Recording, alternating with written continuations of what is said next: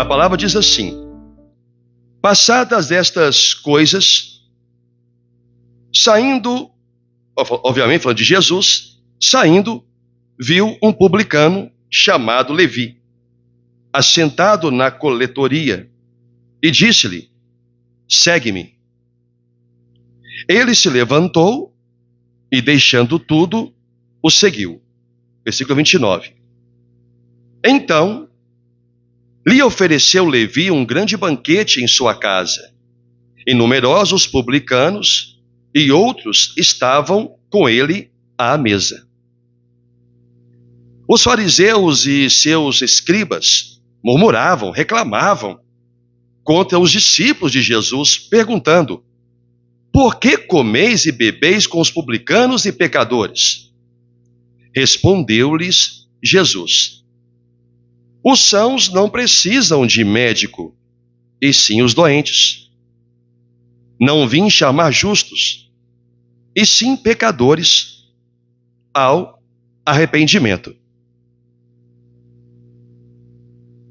Amém. Irmãos, quando nós lemos esse texto, nós vemos aqui algumas lições que são importantes buscarmos de Deus aqui nesta palavra.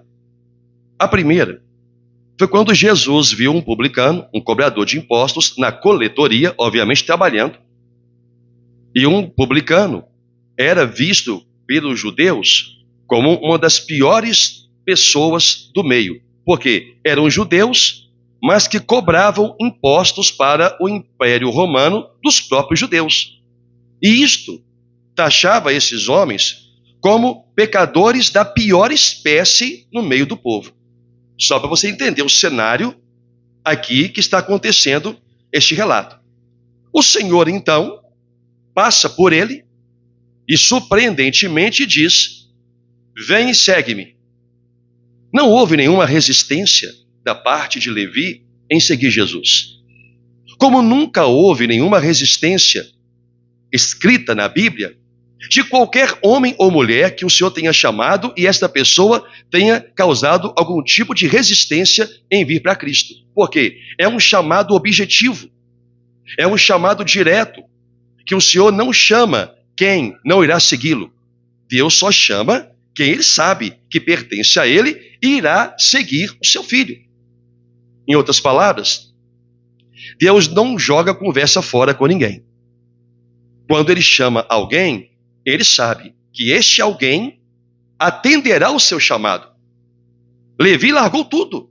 O texto diz: deixou o trabalho e foi para sua casa e ofereceu ao Senhor um banquete. Entretanto, outros pecadores também seguiram para o mesmo lugar. Pecadores e publicanos, outros publicanos, numerosos publicanos, estavam com ele à mesa. Ora, quem estava à mesa com Jesus eram os que de fato sabiam que eram ou que tinham um grande pecado em seus corações pelo que faziam ao povo de Deus. Inegavelmente, eles tinham consciência, ao menos, deste pecado. O Senhor então se cerca numa casa, em uma mesa cheia de banquetes, e ao seu redor não se encontra outras pessoas, senão pessoas reconhecidamente pecadoras. Quando os fariseus viram isto, eles não ousaram falar com Jesus, mas falaram com seus discípulos. Olha, o que pensa isso? Que história é essa? Dele estar agora se assentando e comendo com publicanos e pecadores? Eles não perguntaram para o Senhor. Eles perguntaram, reclamaram, murmuravam para os discípulos. Mas o Senhor ouviu. E o Senhor lhes deu uma resposta. Os sãos não precisam de médico, mas sim os doentes. Eu não vim chamar justos, eu vim chamar pecadores ao arrependimento. Então, podemos dizer que os pecadores, apenas quem reconhecia o seu próprio pecado, estava com Jesus neste lugar que eu vou simbolizar, que representa uma igreja, apenas estava na casa, assentado à mesa, quem de fato reconhecia ser um pecador. E o Senhor estava ali, juntamente com aquelas pessoas, sem julgá-las, sem apontar o dedo, simplesmente se assentou para comer e, evidentemente, a falar sobre o reino de Deus. Porém, o Senhor fez uma ironia com aqueles que estavam julgando, murmurando. Ei, como se falassem, se ele é o Filho de Deus, como que ele está agora sentado com gente que não presta? Com gente que tem vivido no pecado? Com gente que notoriamente está cometendo pecado contra nós? São publicanos e são pecadores. O Senhor então dá uma resposta irônica.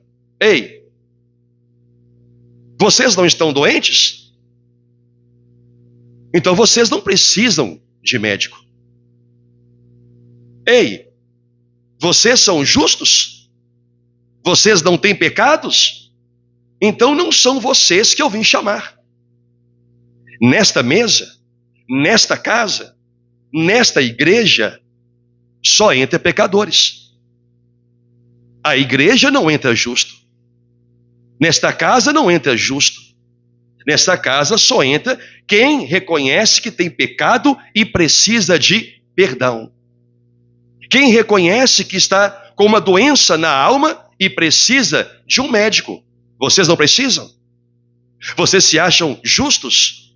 Vocês se acham sem pecado? Vocês se acham melhores do que eles? Só porque vocês têm um certo conhecimento das Escrituras? Ou porque aos seus olhos vocês se acham justos, se acham santos, se acham tão perfeitos para Deus? Então o que vocês estão fazendo aqui? Aqui não é lugar para vocês. Talvez o Senhor falasse, o lugar para vocês é direto para o céu. Mas não há como chegar ao céu se não passar pela igreja. Jesus estava ali, não é porque aquelas pessoas eram justas. Ele estava ali porque aquelas pessoas tinham pecado. E ele as reuniu. Há dois lugares. Há um lugar que o Senhor Jesus ama estar. Dois, na verdade.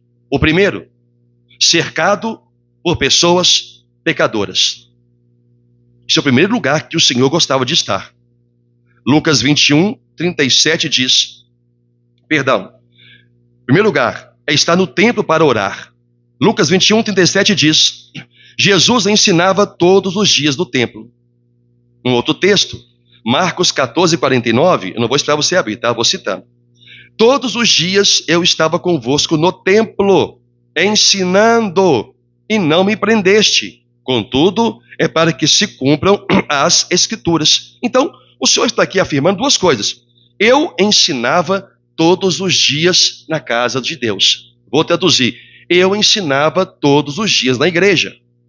Eu estava todos os dias convosco lá na igreja. E vocês nunca me prenderam. O que isso nos ensina? Que por mais que ele andasse por todas as aldeias, ele sempre buscava todos os dias, enquanto ele não foi expulso, ele procurava estar dentro da igreja ensinando. Ensinando para quem? Para quem estava lá querendo aprender. Quando ele estava no templo, obviamente ele não estava fora.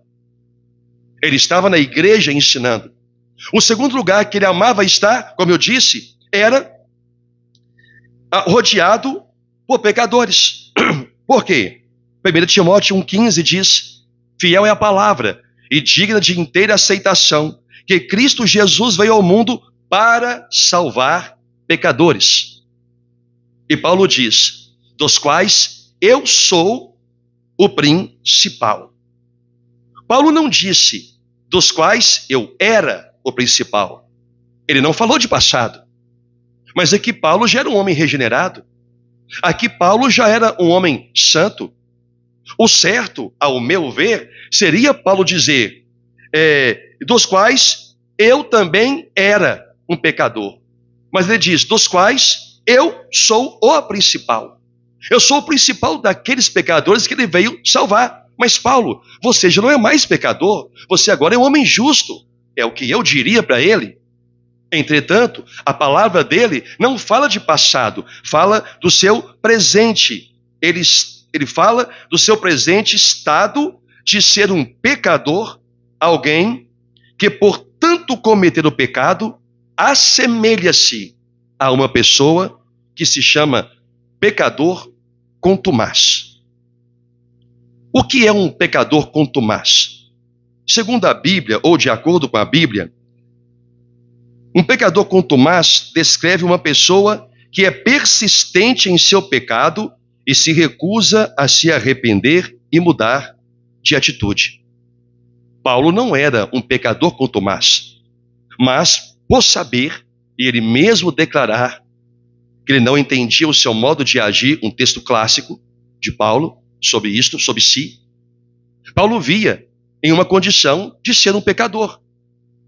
Embora, quando falamos disso, dentro de um contexto, pecador é aquele que pratica o que comete o pecado, não é um pecador, mas dentro dessa direção que estou trazendo, um pecador é aquele que comete um pecado. Pode não ser um pecado contumaz, aquele pecado que ele constantemente peca e não luta para deixá-lo. É alguém que tem prazer naquilo. Este não era Paulo. Porque ele disse, o que eu prefiro eu não faço, mas o mal que detesto eu faço. Então mostra alguém que estava a vida inteira, ou viveu a vida inteira, lutando contra um ou mais pecados, no decurso da sua vida cristã. Por isso ele fala de presente, no qual eu sou o principal pecador. Então existe aquele que é um pecador, e existe aquele que é um pecador contumaz. Aquele que não luta, não faz nenhum esforço para abandonar o pecado. Há duas distinções aqui. Porque em Eclesiastes 7:20 está escrito, não há homem justo sobre a terra que faça o bem e que não peque. Não há um homem que faça o bem. Não há um cristão que faça o bem. Não há um pastor que faça o bem. Não há um diácono que faça o bem. Não há um homem, aos nossos olhos, mais santo e mais justo dentro da congregação, que faça tanto bem e que não tenha pecados. Se ele tem pecado, e Deus está falando que tem, então ele é um pecador. Ele não é um pecador contumaz. É aqui que se diferencia. Mas quem são os que Deus chama para a sua igreja? Não são pessoas justas. Ou pessoas justas são aqueles que se acham justas. Porque nós sabemos que pela a corrupção do homem, a depravação total do homem, todos são pecadores. Não há um justo sequer sobre a terra que pratique a sua própria justiça, que não seja por intervenção divina. Então Deus não veio chamar justos, porque o único justo que havia sobre a terra sem intervenção de Deus foi Adão. Os demais, havia uma intervenção de Deus. Havia uma direção de Deus sobre suas vidas. A igreja não é um lugar onde Deus espera encontrar justos. A igreja visível de Cristo, ela é composta de pecadores. Cada um de nós. A igreja não é composta de santos. A igreja é composta de homens e mulheres pecadoras. Aqueles que não acham ou não se consideram pecadores, eles não têm por que estarem dentro de uma igreja. Se acham tão justos, tão santos, tão perfeitos, que eles não precisam de Deus. Não precisam ser lavados pela palavra. A igreja é um lugar de pecadores. Jesus não chama santos. Jesus não chama justos para a igreja. Ele chama quem reconhece que tem pecado e precisa de perdão. São esses que ele atrai para a sua igreja visível, a congregação. Todos aqui só estamos aqui porque somos pecadores. Se nós não fôssemos pecadores, não haveria necessidade de estarmos aqui ouvindo uma palavra que tem como objetivo nos santificar, nos fortalecer para lutarmos contra o pecado. E se alguém pecar, temos um advogado. A igreja só existe porque há pecadores para compô-la. Se não houvesse pecadores, Jesus não precisaria ter vindo e a igreja não precisaria existir. Esses pecadores que o Senhor chama, eles vêm com uma condição de pecadores contumaz. Quando chegam na igreja, como Jesus chamou Levi, chamou os publicanos, chegou a casa, então pecadores se tornam justos, mas continuam sendo pecadores, não contumaz.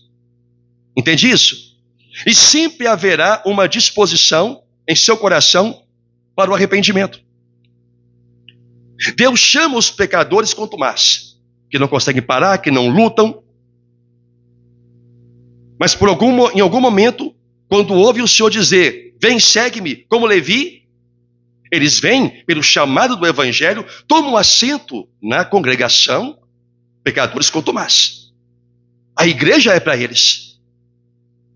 Quando Deus os perdoa dos seus pecados, eles são transformados em santos perante Deus, mas continuam tendo uma credencial como Paulo. São pecadores. Porque vão ser justos, vão fazer boas obras para Deus, mas continuarão cometendo pecado. Entende isso até aqui? Pecadores contumaz.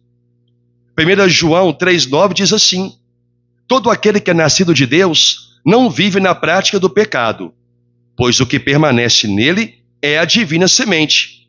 Ora, esse não pode viver pecando, porque é nascido de Deus. O versículo 2:1 diz assim: filhinhos meus, estas coisas vos escrevo para que não pequeis. Se todavia alguém pecar, temos advogado junto ao Pai, Jesus Cristo, o justo. O que eu quero dizer com esses dois textos que li? Ou João, tudo o que está sendo pregado para vocês, ensinado nas cartas, nas igrejas, é para que você não peque. É para que você tenha força para lutar contra o seu pecado. Mas sabendo que você vai pecar em algum momento, não se desespere. Você tem um advogado. Você tem alguém. Você é um pecador.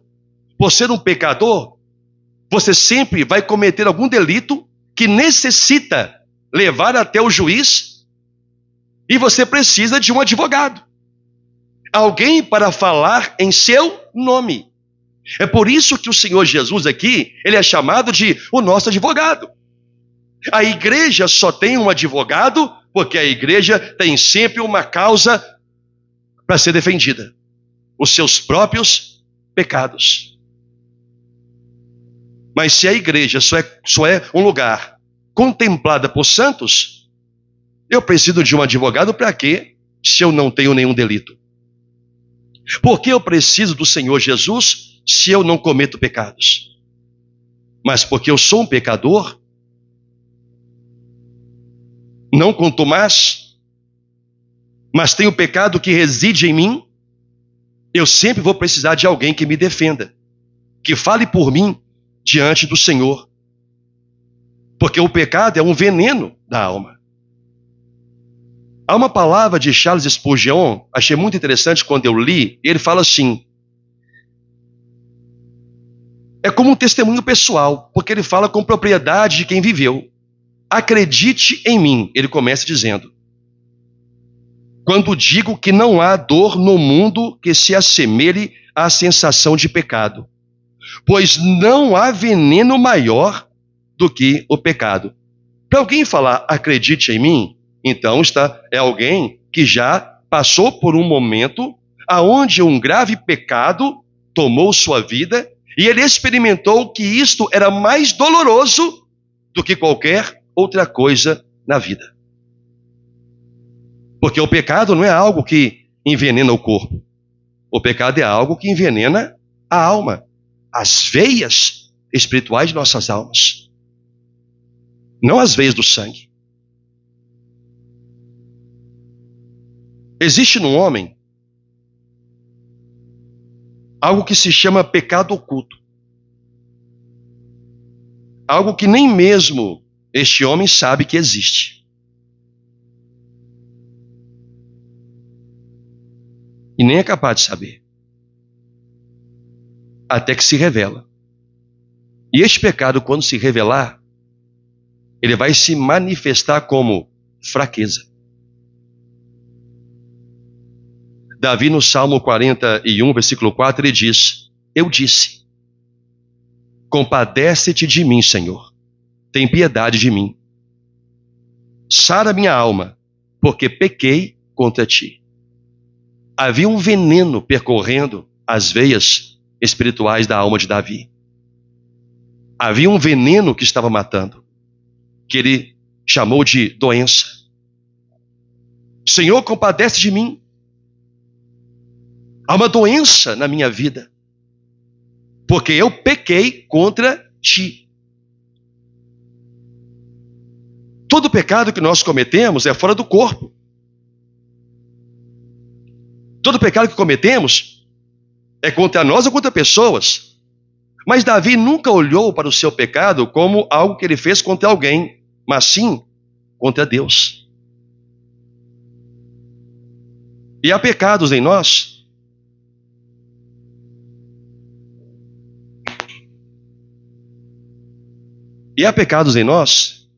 que são pecados ocultos. Pecados que nós não sabemos que temos, mas está lá escondido no coração. Eu dei 2 exemplos. O primeiro, alguém que antes, preste bastante atenção nisso, alguém que antes de ser chamado por Deus, tinha, por exemplo, um desejo de beber bebida alcoólica. Mas nunca bebeu, mas sempre quis. Então, o desejo fica escondido lá no coração. Quando essa pessoa é chamada por Deus, ela vem, Deus perdoa os seus pecados, mas ela não confessa este pecado, por quê? Por não ter sido cometido, ela não reconhece que o tem. Então é um pecado que fica escondido lá no coração. Em algum momento, este pecado vai tentá-la. Em algum momento, a palavra vai expulsar esse pecado. É quando a pessoa, um cristão, vai e bebe. Ele nunca bebeu quando era incrédulo. Ele nunca colocou uma droga na boca quando era incrédulo. Ele nunca bebeu uma cachaça, uma cerveja, um uísque, um vinho, quando era incrédulo. Como agora ele crente, perdoado, justificado, cheio de Deus, ele bebe. Ele não bebe porque voltou ao pecado. Ele bebe porque esse pecado estava oculto dentro dele. Porque ele tinha um desejo. Esse desejo, quando ele veio para Cristo, não foi revelado por ele nunca ter bebido. Em Gênesis 4, versículo 7, fala de Caim. O Senhor diz assim: se procederes bem, não é certo que serás aceito? Se todavia procederes mal, Caim, eis que o pecado jaz à porta. O seu desejo será contra ti, mas a ti cumpre dominado. Pelo seu mau procedimento, o pecado vai se revelar a você. É isso que Deus falou com ele. Você não tem pecado. Mas o seu procedimento está fazendo este pecado bater na sua porta. Este pecado, batendo na sua porta, vai manifestar em você o que você não teve. Um desejo de cometê-lo. Olha a palavra do Senhor. Este pecado vai gerar em você um desejo de cometê-lo. Por quê? Porque ele está sendo manifestado por alguma coisa que você está fazendo. Agora, quando ele se tornar um desejo, você vai querer fazer, você vai encontrar uma outra luta. Você agora vai ter que resistir a ele. Porque era um pecado oculto. Quem diria que Caim teria um sentimento de matar um irmão? Cresceram juntos, brincaram juntos, bons amigos. Em algum momento, no coração dele havia um desejo, havia um sentimento de inveja do irmão. Mas nunca foi revelado. Até a hora que Deus reprovou Caim e aprovou Abel. Despertou nele, colocou para fora dele algo que já estava onde? Lá no seu coração. É assim que eu estou descrevendo alguém que nunca bebeu na vida, nesse exemplo, se tornou um cristão, cheio de Deus, mas passou a beber.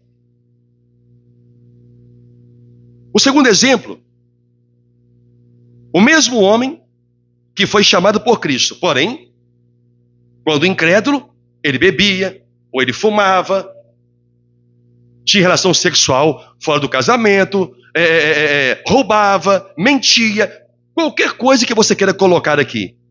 Tinha desejos homossexuais, tinha desejo de que mais? De enganar. De repente esse homem vem para Cristo. Se converte, se arrepende, Deus o perdoa, se torna santo aos olhos de Deus, pois agora passa a pertencer ao corpo de Cristo, a igreja invisível. Em um momento da sua vida, este cristão, outrora justificado por Jesus, volta a ser tentado a beber e começa novamente a pecar naquela prática a qual ele tinha antes de se converter. Olha a diferença agora. O primeiro veio para Cristo, nunca bebeu e passou a ter um desejo, um pecado que estava escondido. O outro sempre bebeu, mas em algum momento passou a ter o desejo de voltar a beber e bebeu novamente.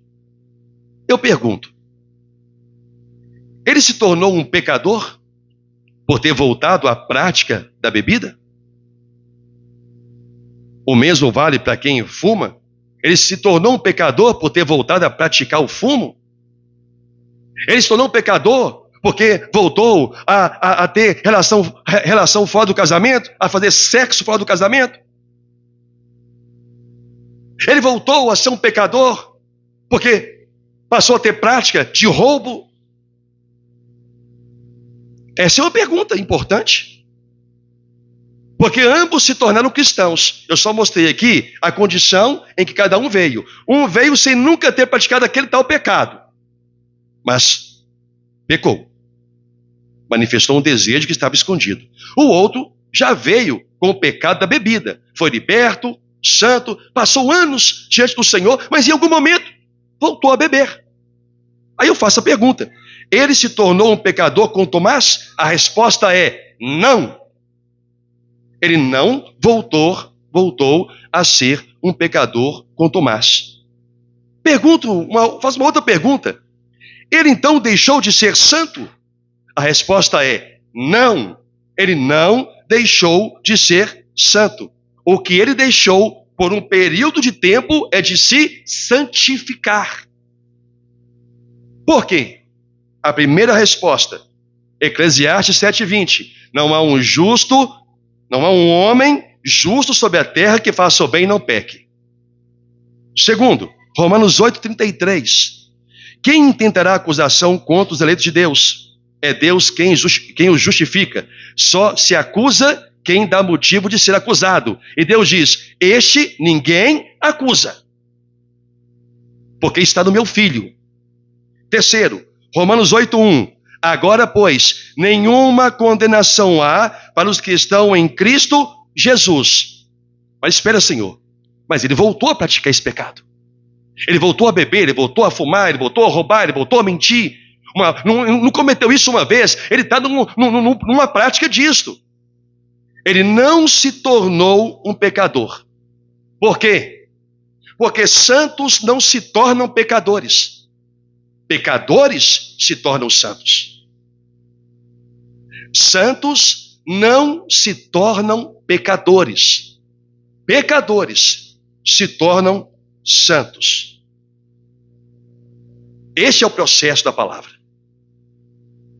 Uma pessoa que se torna santa aos olhos do Senhor, com a verdadeira vida convertida, ainda que ela volte aos rudimentos antigos, ou porque o pecado estava escondido e aflorou no seu coração, ou porque ela sempre viveu aquilo, mas em algum momento Satanás a tentou naquele mesmo pecado que a dominava antes. Isso não vai desqualificar este homem e esta mulher perante o Senhor, porque está guardado pela constituição da Bíblia. Não há condenação para quem está em mim. Mas pastor, se essa pessoa continuar no pecado, ela vai ser salva? Se ela morrer sem retornar ao caminho, ela vai demonstrar que o que estava nela nunca foi a divina semente. Em algum momento, Deus vai trazê-la, ela vai arcar as consequências do pecado, seja o que for, a não ser que seja um pecado que não traga consequência, mas vai trazer um agir de Deus. É como um dia, minha esposa me perguntou, mas fulano foi salvo? Eu disse, olha, se morreu sem corrigir aquele erro, não foi. Então a única forma que você tem para saber se alguém que voltou a viver na prática do pecado foi salvo, é só quando esta pessoa morrer e você saber em que condições ela morreu.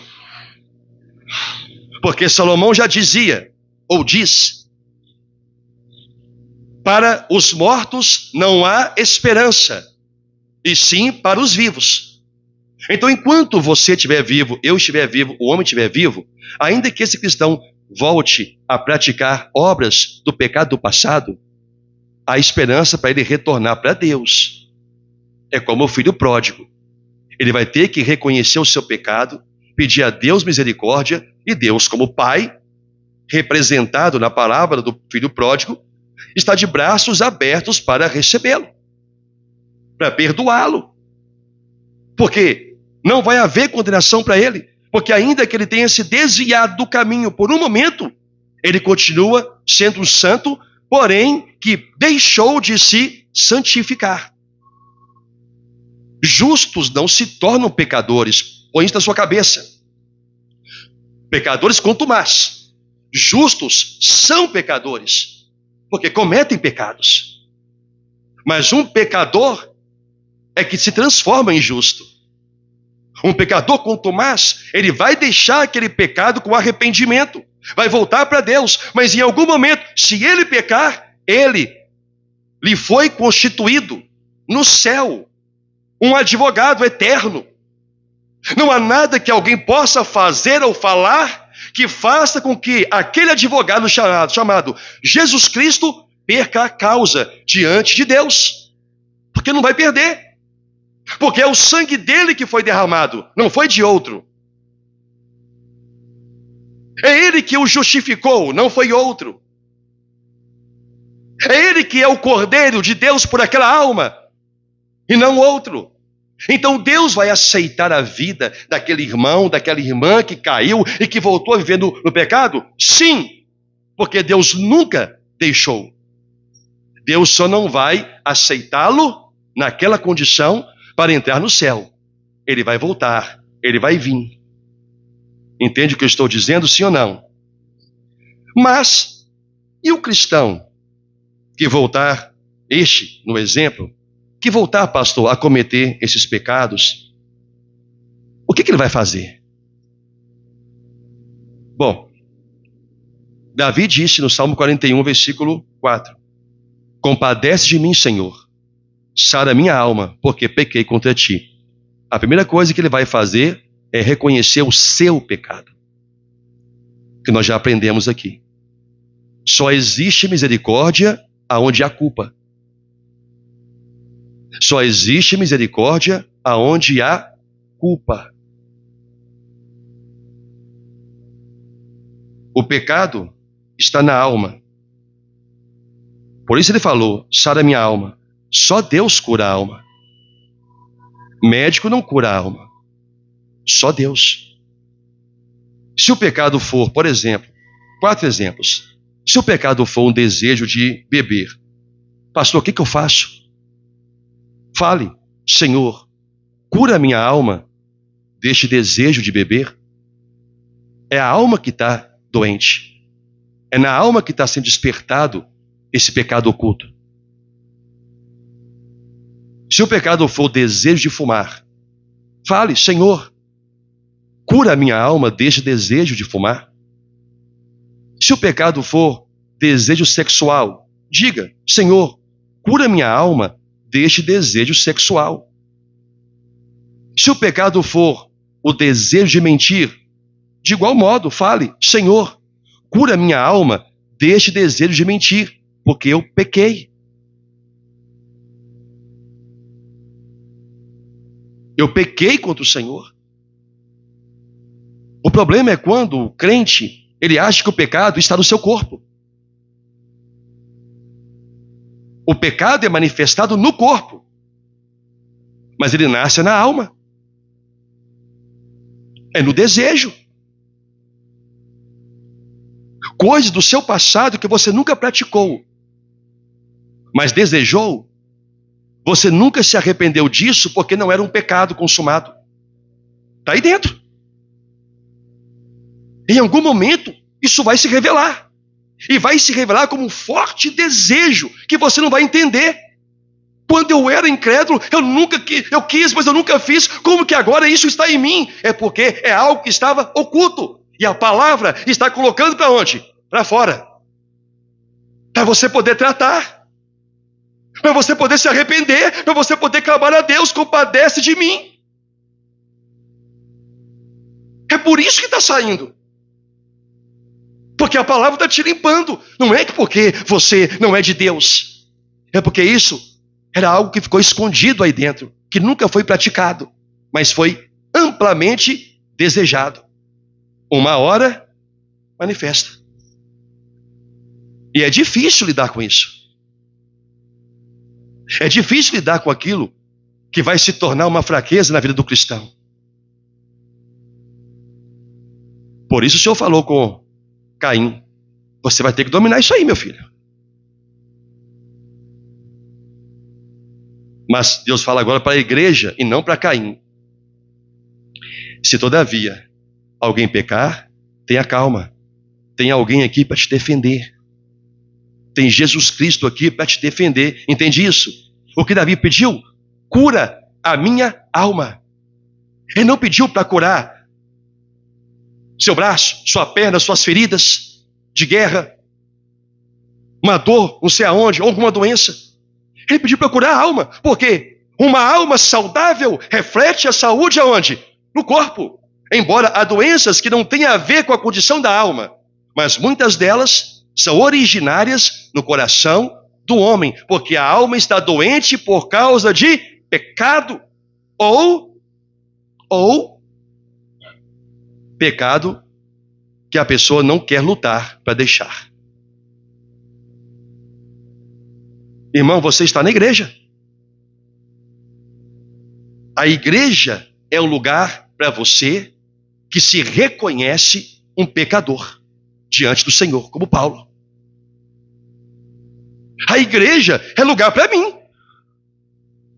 A igreja é o meu lugar como pecador, não contumaz, mas um pecador que tem fraquezas, que pode ter pecados ocultos que em algum momento vai se revelar.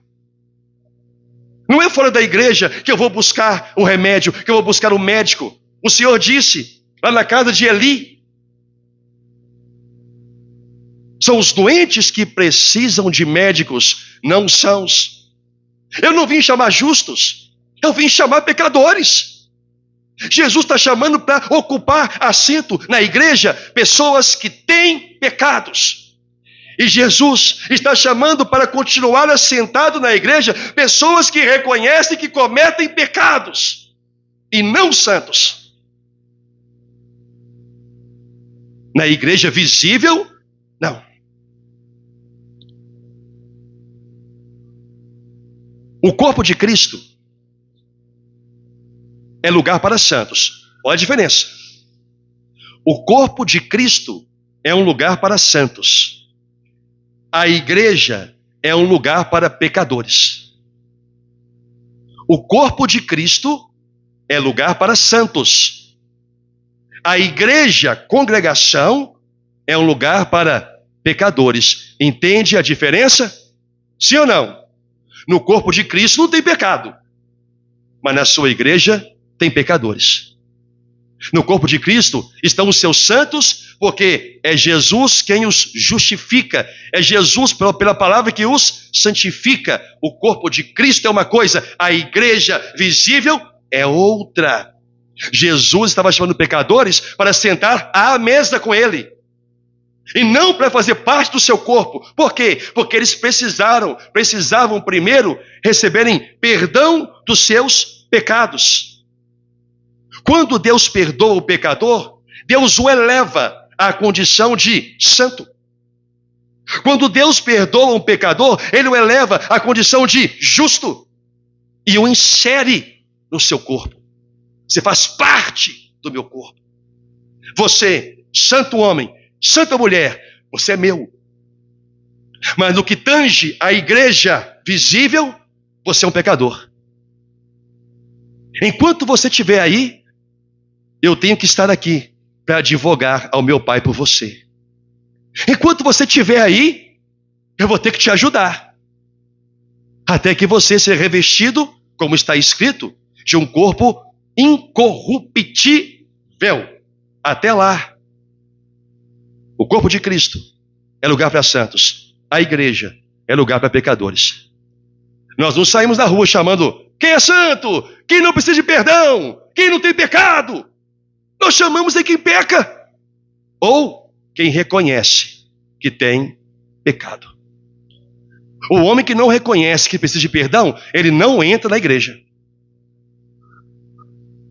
Ele procura uma religião, mas ele não entra na igreja, porque ele acha que não precisa de perdão. É como os fariseus. O Senhor está sentado aí com publicanos e pecadores? Jesus, estou. Se vocês não estão doentes, por que vocês estão aqui? Se vocês são tão justos, não é vocês que estão sendo chamados para a minha igreja, chamados para o meu corpo. Eu estou chamando é quem precisa do meu perdão.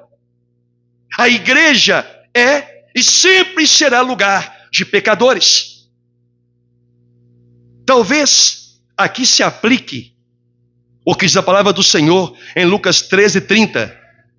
Contudo, há últimos que virão a ser primeiros, e primeiros que virão a ser últimos. Quando um pecador contumaz, aquele que vivia na prática do pecado, chega na igreja, o assento é dele. A prioridade é dele. O cuidado é para ele.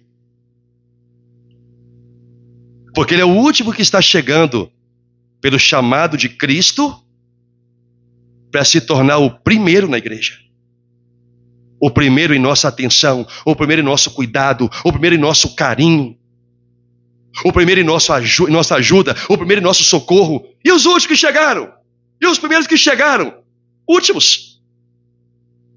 Agora vocês são os últimos. Porque está chegando gente mais importante do que você. Você é um pecador, mas quem está chegando é um pecador contumaz. Compreendeu a diferença? Então há últimos que virão a ser primeiros e primeiros. Vocês são últimos. Ah, mas está fazendo acepção de mim? Não! Tem alguém ali que precisa mais do que você. Um dia você foi o primeiro. Agora está na hora de você ceder o seu lugar, para deixar que o outro seja, e você se torne o último. Mas todos pertencem ao corpo. Todos pertencem a Cristo. Se são santos, porém pecadores. São santos, porém pecadores. Essa é a diferença. Não há pecadores santos, mas há santos pecadores. Esses santos que são pecadores, Deus os perdoa, porque Deus sabe que eles vão pedir a Deus perdão. Deus sabe que eles vão lutar contra a sua fraqueza. Eles vão lutar contra o seu pecado. Pode até demorar para vencê-lo, mas vai.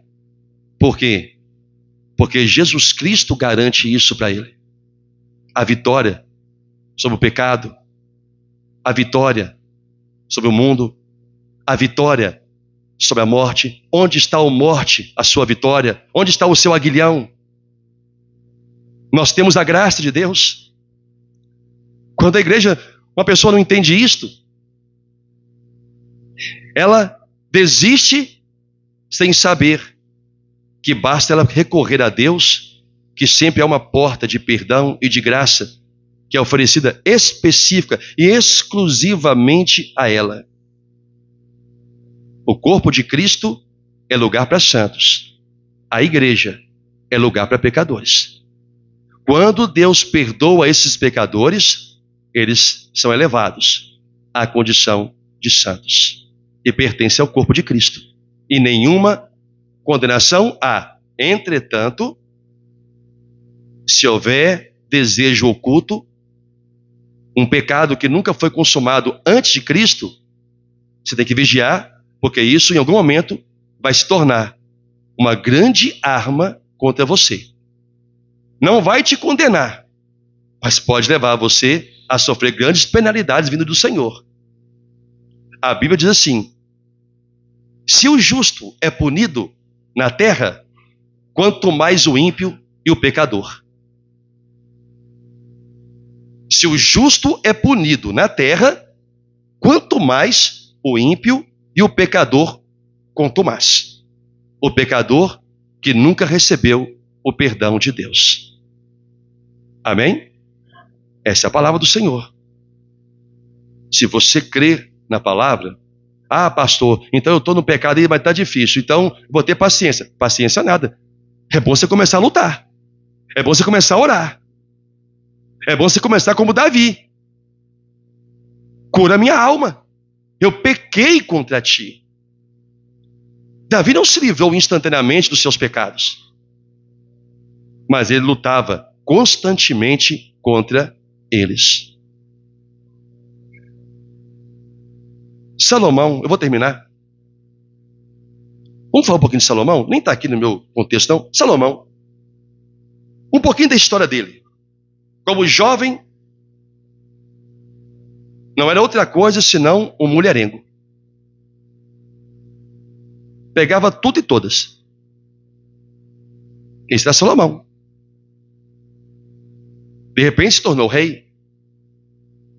Tinha 300 mulheres, 600 concubinas. Por que tanta? Porque isso revelava o que ele sempre teve no coração. Só não era pecado para Deus ele ter isto. Entretanto, isso sempre foi a sua fraqueza. E o que o fez cair, o texto diz, ele se apegou com amor às suas mulheres e se curvou diante dos seus ídolos. Salomão nunca imaginava na sua vida que ele ia ser um adorador de outros deuses. Porque nunca foi. Mas ele tinha um pecado lá no coração. Não se continha, sempre queria mais, mais, mais. Assim é o pecado. Quanto mais desejo temos por ele, mais ele vai batendo na porta. Ele não se consumou, mas está ali. O que o Senhor está dizendo é que você não deve se desesperar por causa disso, mas sim fazer como Davi, orar para que Deus cure a sua alma daquilo que se tornou sua fraqueza. A igreja é o seu lugar. Já viu aquelas pessoas que falam assim, não, depois que minha vida estiver consertada, eu resolver isso ou aquilo, eu vou para a igreja. Está achando que o lugar é para santo. Talvez os piores pecadores continuam dentro da igreja, depois que se tornaram santos. Por que piores?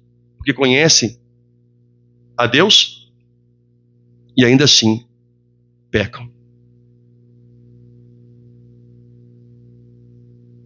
Talvez os piores pecadores estão dentro da igreja,